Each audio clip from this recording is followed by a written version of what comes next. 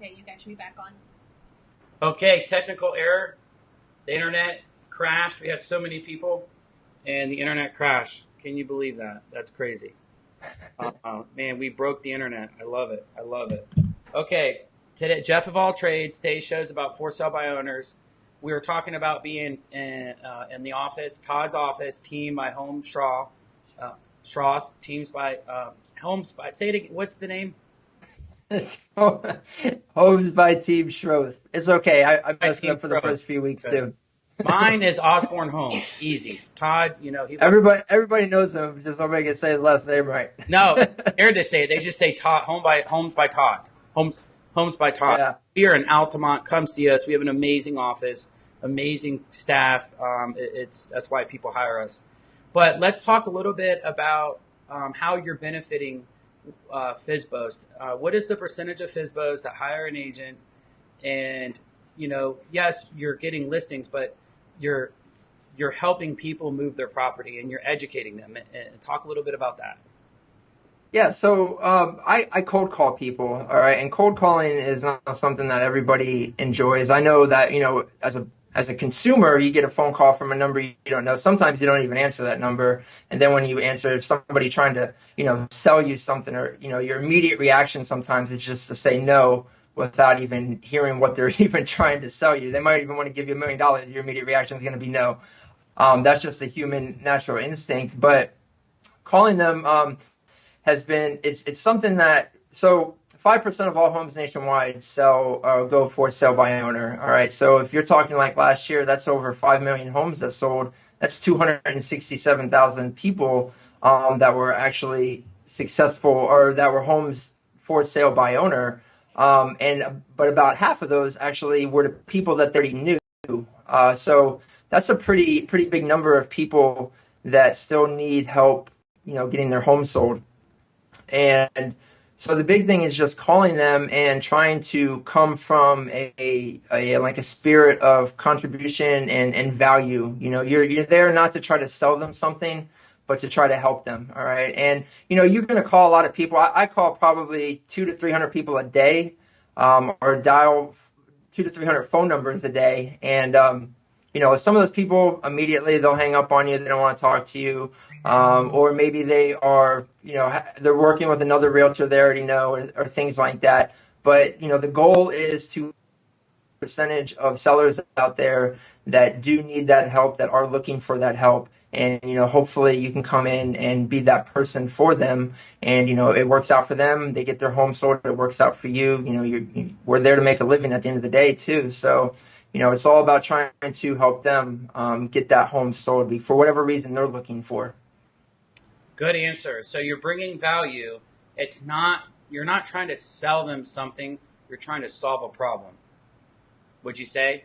Like you're Correct. Not selling something. Yeah. You're trying to help them solve a problem. Now, what are the two, since you make so many calls, and I can vouch because I see you in there every day making calls. And that's the secret to the realtors. This show is for everybody, buyer, seller, realtor, consumer. That's the secret to this. You cannot, and we're going to talk about his stats, jump a little forward. We're going to talk about what he's done in 60 days, and this is why I have him on the show. But you've got to do this every single day, and Don does. I don't know how he does it because he works like another job, so he really does. Why they're doing it and why they didn't go the traditional route with an agent. What are the two biggest things that you hear over and over on why they're doing this themselves? Well, the biggest thing, number one, is going to be they're trying to save money, which makes sense when you think about it on the surface, because typically, the average commission is around 6% for a real estate agent, and that 6% is split between a selling agent and a buying agent. So in their mind, they're going to save, 3%, and depending on the price point of their home, I mean, you're talking anywhere from $6,000 to $20,000, or more, depending on the price of their home. So in their mind, that's extra money they're going to save. What sometimes they don't realize, though, is that like in our market, on average, the average for sale by owner, even if they're successful, is typically going to sell for 85 cents on the dollar. And the reason for that is because they typically are going to be on the market longer than if they were with an agent. And there, there's a few different reasons for that as well. They're limited in their resources in marketing. They're limited in their know-how on marketing. And it's sometimes hard to, get buyer agents to come in and, do real estate deals with for sale by owners who more times than not, don't have a ton of experience in selling homes. So that sometimes in a buyer's agent's mind increases the workload for them, even if it's just a mental thing, even if that for sale by owner is a very capable person and has sold homes before. The trick is to even get the people in the door to even know that. So, there's limitations there. So that 3%, sometimes it seems like they're going to save money, but when you really do the math and sit down, they really typically don't save that money, and sometimes even it costs them more money because they sell for less and they're on the market longer. The other reason some people choose to go for a sale by owner is a bad experience with a previous realtor. And that can be a tough one to overcome sometimes because, you get one bad realtor and then it just ruins it for everybody else. So trying to convince them that, not every realtor is created equally and that, some actually do this on a day-to-day basis and take it seriously and are coming from that spirit of contribution and value. So those are probably the two biggest things for sure. That's exactly what I had in mind, and that's exactly what you said. Money, trust. Money, trust. Yeah. People have given us a bad name, us good guys, a bad name, and that's hard to overcome. The first one's money. Now, when you say 3%, how many of those I know what you're talking about, and you're talking about the listing side. You're just talking about the listing side. That's not for buyer and seller, or right. Side and seller side. So when Don says 3%, he's just talking about if there was 6%, 3% is the listing side, 3% is the buyer side, agent. How many of those for sale by owners are even paying a buyer agent commission? And I think that's why a lot of buyer agents are hesitant because they know it's going to be an uphill battle. But how many of those actually know about the buyer agent commission? Yeah, that's a great question. So, it's funny because like one of the first questions I call people when I call for sale by owner is I ask them if they're even offering a buyer's commission, and I do that for a couple of reasons. The first reason is if we actually have a buyer that is interested in their house, we want to know if there's a commission for the buyer, an incentive, because like I said, at the end of the day, we want to do what's best for our client, but we also have to make a living too. So so I want to see if they're even offering a commission to a buyer's agent, because if they're not offering a commission to a buyer's agent, well then if I want to list their home, that's going to make my job that much harder. If I have to convince them to pay a buyer's agent, then I have to convince them to pay a listing agent. That makes it even that much harder, and that makes it that much harder for them too, because it's already hard enough to get buyers and buyer agents to come to your door. Because a lot of times they think they have to negotiate the commission. But if you're going to tell them that you're not offering a commission at all, if I have two houses side by side for the exact same price and my buyer loves both of these houses equally, one's offering a buyer's commission, one is offering no commission. Mm-hmm. As an agent, most agents would probably be more inclined to, they would prefer that their buyers buy the house that's going to get them paid also. You know what I mean? Exactly. And to give you an example, I just went on a showing last weekend, and it was a listing. They had a listing, a beautiful house, and this wasn't something I saw in the MLS ahead of time, and the buyer was very excited about it. But when I looked in the MLS, and this is what the seller and the buyer, they had it at like 4%, which is 2% lower. Now, we looked at 3 to 5 houses that day. They were all giving more, 5 or 6%. So you split that, so it's 2.5 or 3. And just on an inside, if the buyer thinks hurting the broker commission is going to save them money, then how hard is it going to be to negotiate them to a price that fits their payment budget? That's the biggest thing with the buyer. You have to get a payment. You have to get the house in the amount in the price that fits their payment, and hers was lower than the listing, so it would have had to come down. And it was, long story short, looking at it from a realtor side, that's going to take it a tremendous amount of work. So if I'm the one talking to her about which house is the best one to get, that might not fall in that top 10 category because, one, I know they're already not wanting to willing to negotiate because they're cutting the broker commission on both sides. And then two, there's a couple other factors, but the bottom line is we tried it, and I put myself in the back seat, but we tried, and that was just a sign that I kind of saw.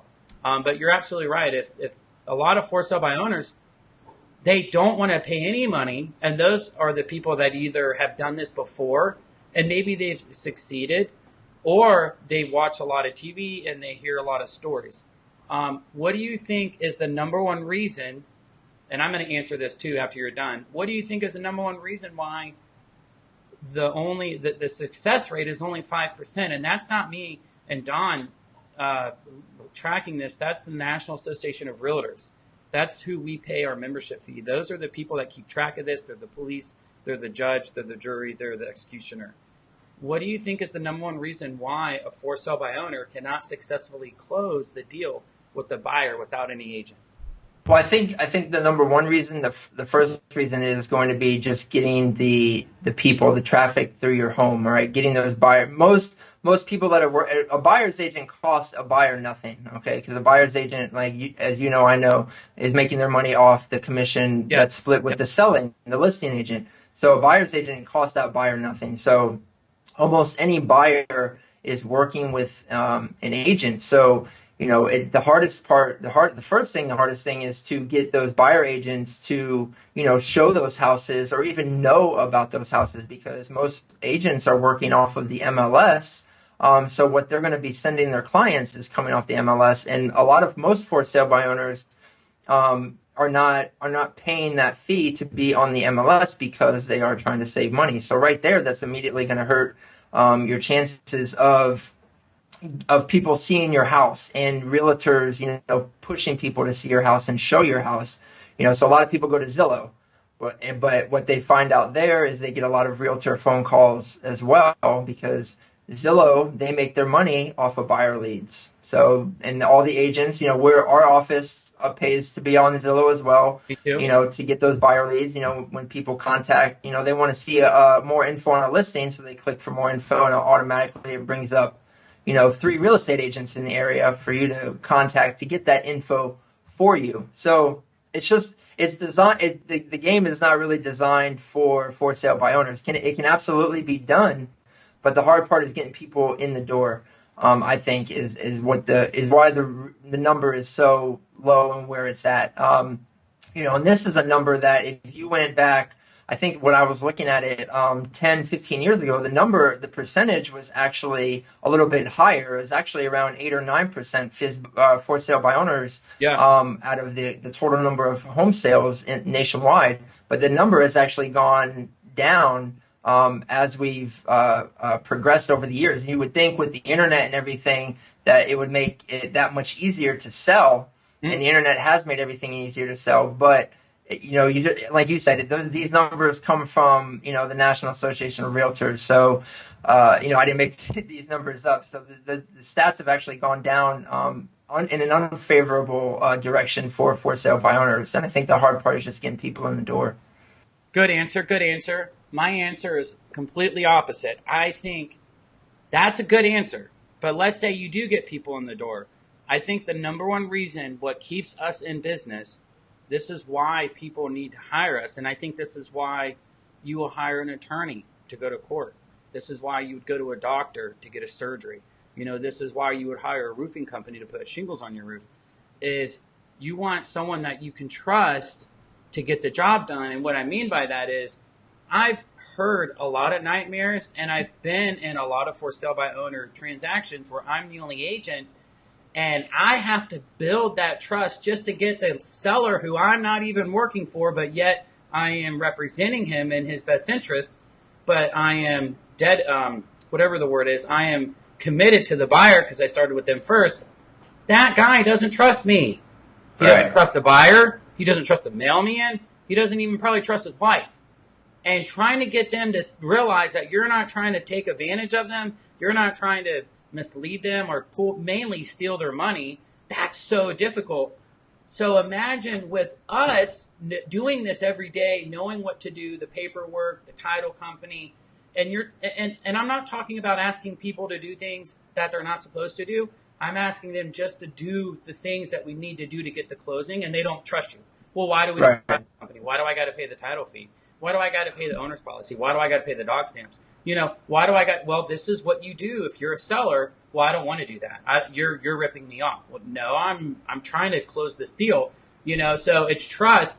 And I've been in a situation where we were 7 days from closing, and that for sale by owner changed the price by 10 grand. He said, Don, I went to bed last night. I had a dream that I can get 7 grand from your client. I want you to go back there and tell him 7 or no deal. And I thought he was joking, and he wasn't. So the point of the matter is there's no recourse for them. No one's policing them. Right. They can do what they want to do and get away with it because they're not a realtor.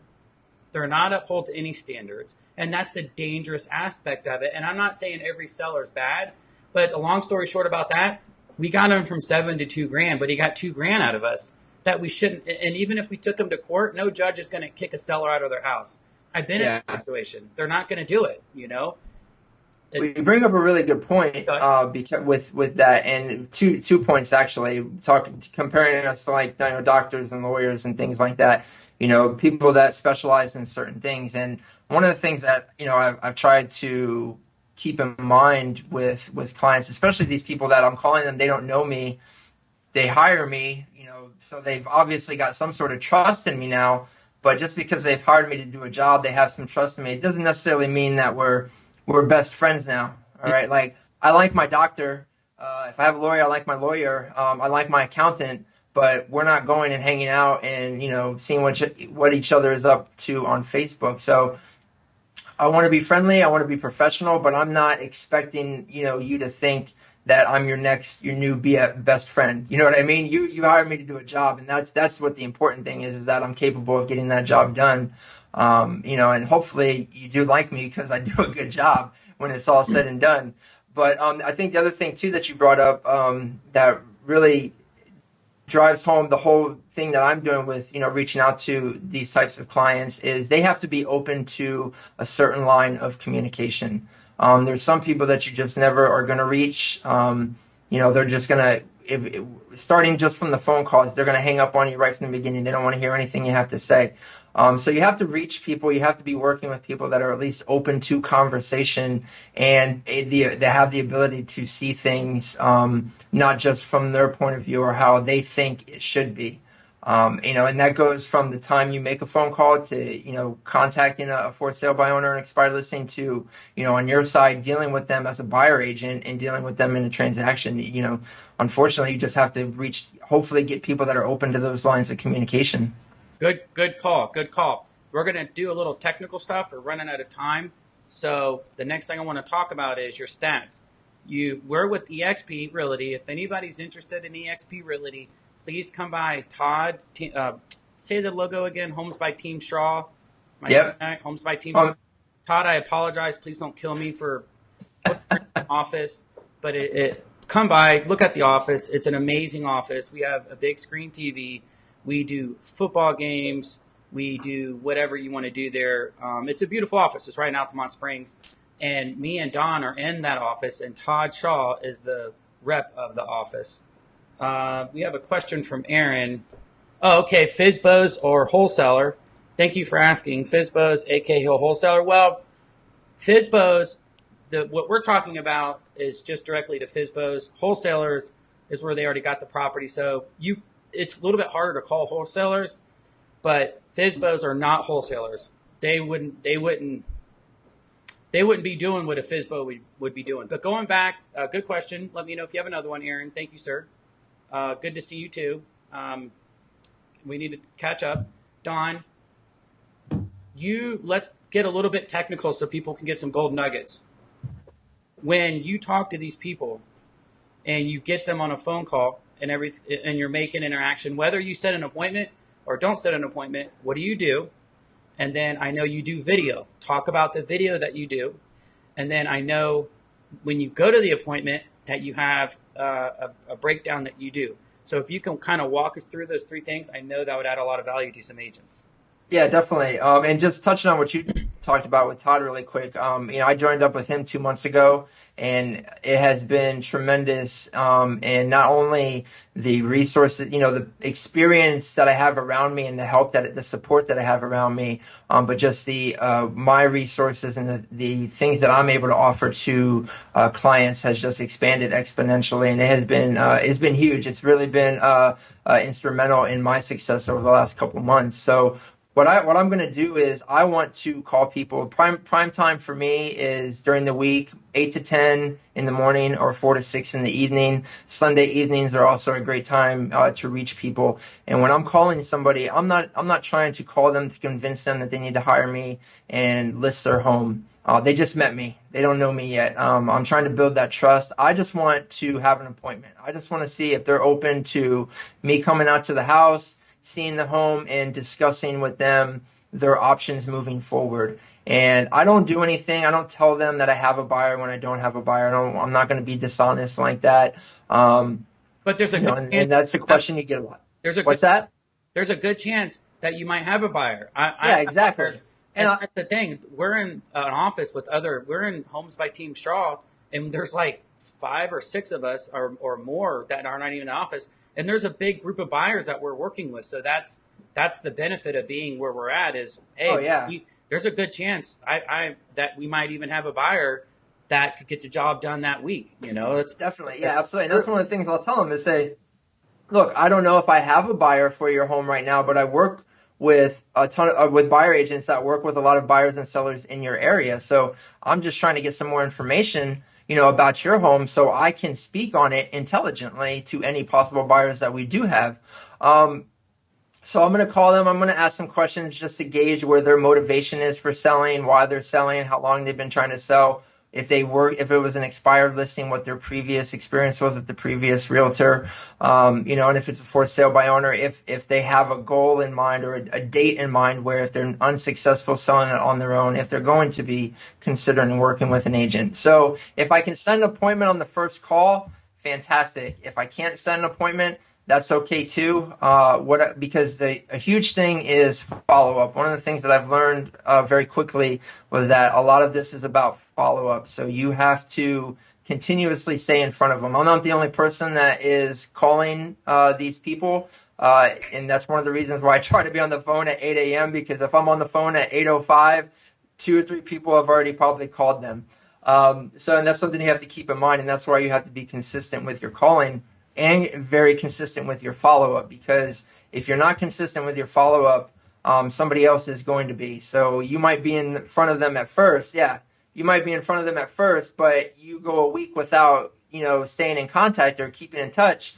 Well, there's another realtor or 2 other realtors that have been keeping in contact with them every other day or something like that, and that's where the whole, spirit of contribution and value comes for me, because if I'm going to, try to keep in touch with you for the next 30 days while you sell it on your own, well, me sending you an email every couple of days just saying, hey, you should hire me, that's not going to go anywhere, So if I'm going to stay in contact with them for the next 30 days, well, I'm going to try to do whatever I can to help them have a successful home sale, to help build that trust. Because at the end of the day, I just want them to be successful. That one home, that one sale, I'm not dependent on just that one home. So I feel like if you try to give that value, give that contribution of help and everything, good things are just going to come your way. And, if they do need that help after 20 days or 30 days or whatever, maybe during that time period, I've been able to show them that, hey, I am somebody that can be trusted, somebody that's looking out for their best interest and not just trying to get another listing. You know what I mean? So then if they do need that help, well, then hopefully I'm a consideration within that time, when it comes to that. Great answer. We're going to dive a little bit more into that, and I'm just going to kind of answer the questions that I'm asking. When you call them, I hear you. You're trying to set an appointment, but you're really trying to help them represent the house. Are you sure you got the bedrooms right? I know that's a dumb question, but some people don't know that it has to have a closet. Maybe they have the bedroom as listed as a bedroom, but it doesn't have a closet. You know, you actually break down and help them understand what they posted online. Yeah. You go in depth with that. And then number two is you have a book that you put together to help them sell their house. So what I'm trying to inform is you're not calling them saying, let me list your house. You're saying, look, I'm going to help you. For one, I might have a buyer, or we might be able to get this done without me even listing it. That's great if it happens. Two, I have a book that can put together some questions and answers for you. You give them the seller disclosure. There's a lot of techniques. There's a lot of helpful things that you're doing for them, building that relationship. So it's just not you asking for something. You're giving a great time. Yeah, definitely. Yeah, I mean, I send them all sorts of things, you know, free websites. You know, I give them tips on how to improve their Zillow listing. You know, just a wealth of things. You know, I break down the different contracts in case they do get an offer. Because at the end of the day, you know, like I said, the goal is if they are unsuccessful selling it on their own, well, maybe they hire me and we get their house sold for them. But maybe they are successful selling their house, you know, on their own, and good for them. But, you know, maybe a month from now, 2 months from now, 6 months from now, a neighbor of theirs or a friend of theirs wants to sell their house, and they don't want to do for sale by owner. Well, this guy who I was talking to for a month, 2 months while he was trying to sell his home, he said, hey, I do know a realtor. I didn't use him because I sold my home on my own, but he's awesome. He sounds fantastic. Give him a call. So, you know, that's the other, you know, flip side of that is maybe I don't get to, maybe they sell their home on their own, but maybe they refer me to somebody else because I show them that value that I'm trying to bring. And that separates, that's what I'm wanting you to get at. Good answer. That separates you and us from 90% of the agents out there that cannot see that can't see past a foot in front of them. You have to create value, and you have to create so much value for free where you're not asking for anything in return. There's no immediate return. So that's great. Yeah. And 8 times out of 10, you're going to be able to get the deal because you're coaching them. You're literally coaching them on how to do sale by owners, but you're showing them that this isn't some walk in the park process. Another thing that you do, and talk a little bit about this, and we're running out of time, but there's just so much good stuff that you do. What is BombBomb, and is it really a bomb? And how do you use BombBomb is awesome. BombBomb is it allows you to put video, actually embed it into emails. And this was something I started using when I joined up with Todd and his team because they already had it, which was fantastic because I'd been looking at it and I wanted to start using it really bad. So when he told me he already had it, I was all over it. But it actually allows you to embed video into the email. No, you don't have to click on a link or anything like that. It's right there for people to see.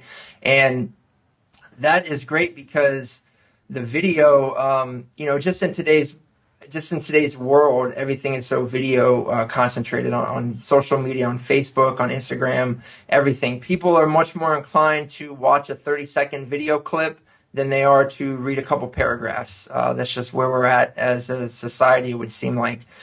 So the video now, what I do with a lot of times is I'll send video emails to people with information, and I might type some information down there too, but the bulk of my emails a lot of times is just video talking to people. And what I've noticed is that I get a lot better interaction and correspondence from people with the videos because it kind of puts a name to a face too. That's what I really love about it because you're getting so many people calling you. You know, we all sort of run together. All of our emails look the same, just from different brokerages. But when you put a face to that name, it kind of makes me more real to that person. I feel like, and I get a better response. Is what I've noticed over the last couple months.